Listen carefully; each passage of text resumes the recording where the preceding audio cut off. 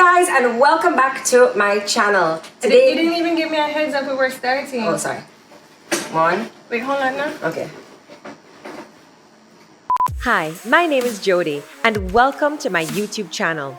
Throughout my journey, I've met some pretty interesting people, done crazy things, had heartbreaks, met the love of my life, laughed until I cried, traveled to over 64 countries, learned some pretty hard lessons. I've loved hard, lost, won, and then some. I'm a daughter, mother, wife, sister, best friend, costume designer, preschool teacher, senior food awards judge, Observer Style Woman of the Year awardee, secretary, television host, socialite, makeup artist, sales rep, model, and now YouTuber. Join me as I talk about everything from motherhood to makeup, style, lifestyle, and just about everything in between. Come along with me as I show you a glimpse into my crazy, hectic life. Welcome to my YouTube channel. This is Jodi. Hi guys, and welcome back to my channel. Today I have my wonderful co-host here, my sister Traci. Hi. Okay, so one of the titles that I left off of my intro was that I used to be the director of a lingerie and loungewear company along with my sister and another friend called Kana. This was in 2008. And I'm not sure why of all my important titles I decided to leave off entrepreneur. I don't know why. It's so strange, Trey. We kind of like deleted CupKakes from our memories. Is it because it's so long ago? I think it was just because it was like such a difficult process and everything came about and it kind of felt like a huge, big fail. Yeah. And it was not anything that necessarily had to do with us. It was more that the bureaucracy and the government in Jamaica and like there were so many taxes and everything by the time, well, anyway, we'll get into the story, but all in all, it just seemed like a huge fail. So I'm not sure if it's we deleted it. I'm sure it's just that we just couldn't bother anymore. So the three of us got together. At the time, I was a preschool teacher at Rainbow Land, and another teacher there was also my best friend, Kana Core. And we were at Rainbow Land, and we were like, and then Traci at the time, I think, were you working by yourself? Yeah, I was working by myself. I just was working, I had a little cottage at the back of mom and dad's house, and I had set it up like a salon. It was really, really cute. And I was just working out there by myself, yeah. So we were like, we're working every day and we're all working really hard in our different jobs, and we're there saying, we need to find something else where we are in charge, something we are passionate about, something different. What can we do? And around this time, there was this big Ponzi scheme going on, Cash Plus, what was the other one called? David Smith. So you put in all of this money, you put in 10 grand, and by the end of the month, you get out 12, and it was so amazing. So everybody had this disposable cash. So we were like, okay, everybody's rich now. Let us bring in lingerie and loungewear, because whereas before where people have the same panty for all 2 years because nobody now see it, everybody buy a new panty because guess what? I got disposable income. And actually there is no underwear brand here in Jamaica. So at the time there was only in Manor Park, it was called Eden, and it was very expensive, and it was more for like an older woman. Very nice things, but it was more for older women. So we wanted to bring in trendy things where we could sleep in them but still be sexy for our boyfriends and all of that. Boyfriends. Yeah. Youth.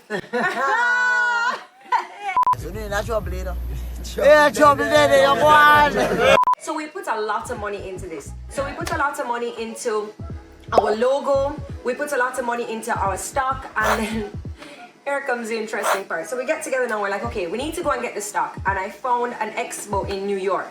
And I said, okay guys, we're going to New York. So, I decided I was gonna do everything on a dime. Don't wanna cuss. Just wait for the cussing.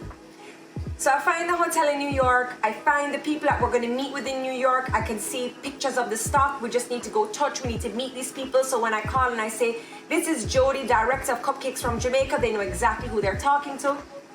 So we get to the airport late, because somebody has to drop something off at a friend's house and does not have the directions. No, that is not true. First of all, let me just say this, right? I was like, okay, can we leave out an hour early to the airport because I'd like to drop this off to my friend's house. It was some candy coated pecans for Adrian's daddy because he loved them, and mommy had just made a big bunch. I said, can we leave out an hour earlier to drop them off? Yes, no problem. I had the directions. If Sean was not driving like a slug in a rainstorm, we would have made it. Sean also took 6 hours to drive to the grill one time, so quite frankly, it wasn't my fault. It was slowpoke Sean. I believe mommy was taking us, but whatever. It was Sean. Okay, it was Sean. So by the time we got to the airport, we were late. So all of those nice discounts and deals that I got on the 3 plane tickets were out the door because we're now at the counter having to rebook. Okay, all right, cool. First strike, no problem. Well, but it was also the days when like rebooking wasn't like that big of a deal. Like this was the days when they were like, oh, you missed your flight, they'll put you on the next one. Like it wasn't like there was a fee. Anyway, I mean, but it was minor. So we get to New York now and we're just like so excited because it's 3 girls in New York City. What are we going to get up to? We have like, I think it was a week. So by the time we get done with business, we have time to play.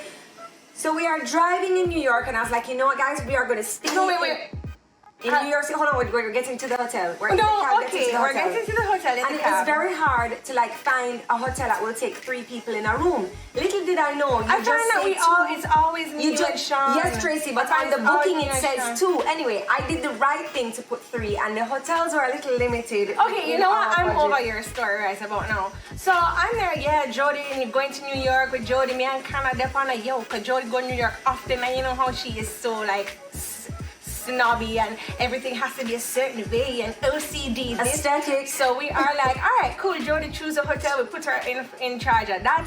That was Jodi's thing, to find a hotel. Me gungu. No, you don't even understand. When the cab driver said, okay, here you are, this is your hotel, and me and kind of laugh, yeah, we reached New York. And they start walking, and I'm no. You don't say a word. Cab pull up and say, this is your hotel. Let me look over now.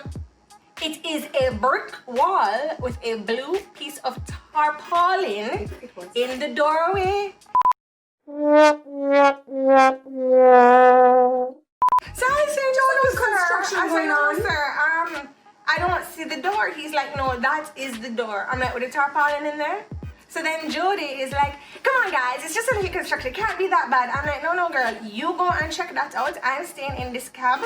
And when you go and check it out, if that is actually a hotel, then come back and get us. Up to now, they still don't know the name of the hotel because that would have given it away. So anyway, Manhattan, Broadway, budget hotel. So then anyway, Jodi goes in, checks it out and comes back out. Guys, oh my gosh, it is a hotel. Come on, let's go. Get your bags, let's go. So like, oh, okay, it must be great. New York is so crazy with all of these like weird little entrances and sneaky shops. Like, God, we're trying to like grab our bags now. You know. So you bust through the blue tarpaulin. Yo, didn't get it. You ever go a work site in a Jamaica where the construction man them, when you bust a blue tarpaulin, that was it. There was one like a Chinese man standing up. This is check-in with like a 3,000-year-old computer where the back did big and lights. No AC. He was using like a little desk fan. So anyway, hold on. Anyway, by the way, I turn around to look for the elevator to see. The elevator is just like the elevator wires dangling and then the box of the elevator just dangling. Like you had to like step up into it over like the pits of hell. It looked like a Jumanji movie. I'm not even kidding you. You can continue. So, you know, I don't think you should judge a book by the cover. And in New York, there's always a lot of construction going on. And, you know, sometimes you'll get to the most bougiest, you know, amazing spot. You know, when you're really, really So VIP. we go upstairs and we open the room door, right? Okay. Well, it was quaint. It was quaint. So I was like, what the hell is this? I opened the closet door and I'm like, Jodi, this cannot be. I shut it back, and as I close back the closet door, a receipt falls from the top of the closet onto the ground. When I pick it up, the room was rented by the hour. It's a stabbing cabin. Well, okay, well, you know what? I just feel like it needs to happen somewhere. And it looked pretty clean in the room. And Kama brought her own towel, like a smarty pants. Like she knew what was going on. So I was just left to like dry off in a big t-shirt. Listen to me. So we have a few pictures here of the hotel, which really wasn't that bad, other than the AC needed to be extra insulated by an old towel. So I mean, it was in our price range. We stayed there, and then the next day we put the do not disturb sign on the door. Even though to sleep there we had to use our bags to lock the door because we were so scared. We had to use our bags. Our bags pressed up against the door. So the next day we put the do not disturb sign on the door, and when we got in, there's like construction happening outside the room. So I go up to the door and I'm like, hey, and so the same Chinese operator is in the room, and I said, I put the do not disturb sign on the door. Why are you in the room? Oh, we no give room service. We no give room service. And when I look, the worker who has been fixing the air conditioning that wasn't working was standing on the bed. And I'm like, big, dirty foot, New York, dirt. And I was like, well, no, room service would need to come if the man is standing on the bed, like there's a big footprint on the bed. Well, he decides he's going to upgrade us. I'm like, there you go, girls. There you go. Free upgrade. Free upgrade. Well, we got upgraded to a room a few doors up. Which door also cannot lock. So now we've had to put not only our bags, but the dresser in front of the doors and can lock it in. But at least the AC in that room worked. The AC in that room worked, and we had a little bit more space. And so me with my virgin self, you know, may I try to lock up the door and protect my V, you know, because I'm like, no way, whoa. nobody is sneaking at the night time to come get this. Well, we ended up, the next day I ended up calling Sean and crying, and I was like, listen, we can't stay here, we don't feel safe, and you know, I put on like a... No, so you totally forgot, in the upgraded room, we get in there, we're sleeping in the bed, right? By the way, I don't know what made me look behind the bed. There was a packet of foil with like food in there, leftover. Why would you food. open that packet? I didn't open it. I didn't touch it. It was just there. I could see it. So by the time I have all these stories now, by the time I called Sean, he just like, he upgraded us. This was a big upgrade. We got upgraded to the London Hotel. This I think was on 57th, or it was like uptown. It was so fancy. By the time we got there, all of us stood in the hallway. We had to bag the shower because nobody was allowed to go anywhere in the room until you bathed. I just want to let you know that I kissed the floor in the lobby of the London. She sure did. So by now we all have, we've met with the people, we have our stock, we're really excited to start our new business. We get to Jamaica, and one of the first things that I did was I decided I was going to save money again and not get a customs officer to help me, or it's not a customs officer, a broker. I was going to do it myself. Well, I guess going out there as a young brown woman, we paid close to $250,000 in customs fees alone to bring in everything, and that right away we were just like, so that took out a lot of our budget. So we had gotten a lot of raw panties and tops that we, well no, we had like the panties were fully made, but we were gonna do like extra lacing design and extra like glitter or rhinestone design. We're gonna do other things, and we're like, we don't have the budget for this now. And so it was just, so a lot of the panties and stuff we had gotten were beautiful, great quality, but very simple. We didn't even have enough money to like finish doing the tags and stuff, and we surely did not have enough money now for storefronts. Yeah. So, and then it was just like, because things were kind of falling into place even though they weren't, because Eden in Manor Park was closing down. And the owner called me and she was like, Jodi, I hear you're getting into this. Do you want to take over the store and buy it from me? And I was kind of like, boy, we don't have enough stock for a store. I really don't know what to do. And I said, you know what, let's take it slow. So what we were going to do is we planned panty parties, where at the time, I don't think the word pop-up had been coined yet. So we were having panty parties, and we would create these invitations and send them out because we had a Facebook page. At the time, Facebook was like the it thing.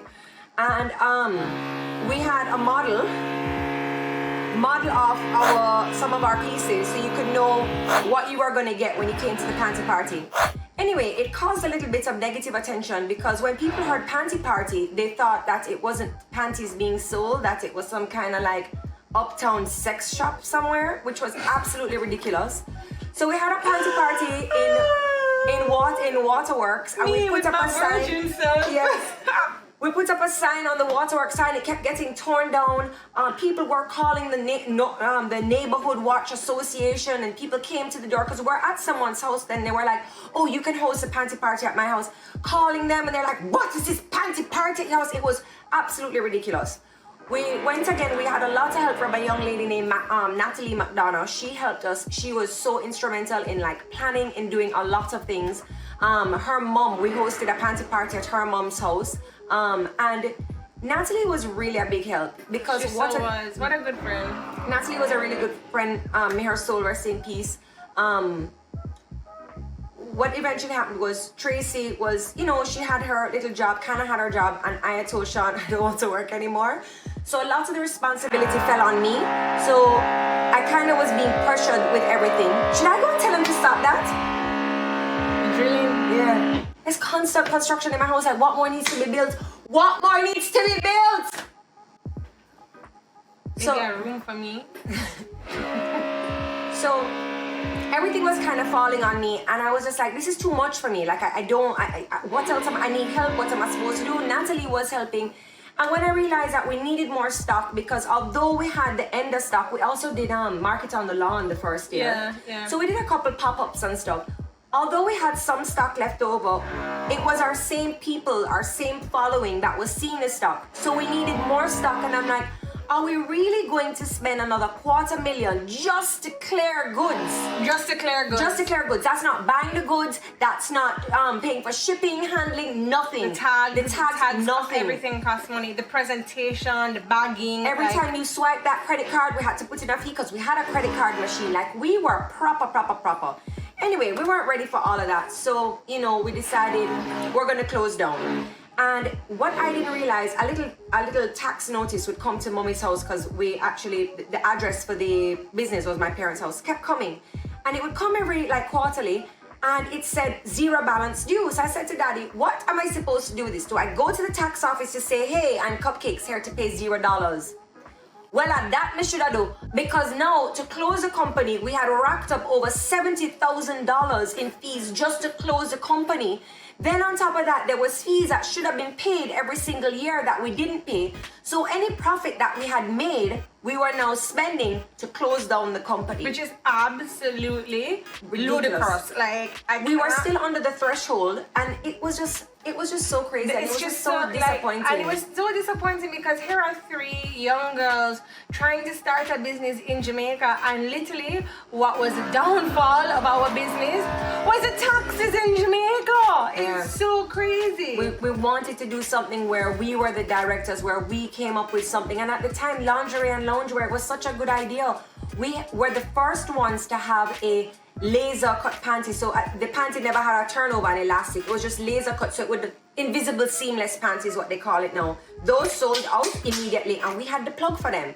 And it's just so sad. The quality was so nice. Like, I still have some of my cupcakes. Stuff today. I do too. We ended up giving stock to a few different stores to close out. The same place that was Eden turned into a store called Endless Summer, where they sold some like younger teenage cool stuff. She took some items. Who else took stuff? Fleur took some stuff. So we tried to get people to, like, you know, I just didn't want them. And then the dancing girl took some stuff for her store. The dancing girl? Yeah. Who's that? Kiva. And then a lot of the bras I ended up giving to charity, to a women's shelter, just because I didn't want them to stay there and rot and not be able to help somebody. And we closed down that business. But it was a really fun time in our lives, that New York trip, and that was a good time. Yeah, and it's just so, we came together all excited and rejuvenated. We're gonna do this. We're gonna empower women starting a business, and it's just like this drill just pushes you down, man.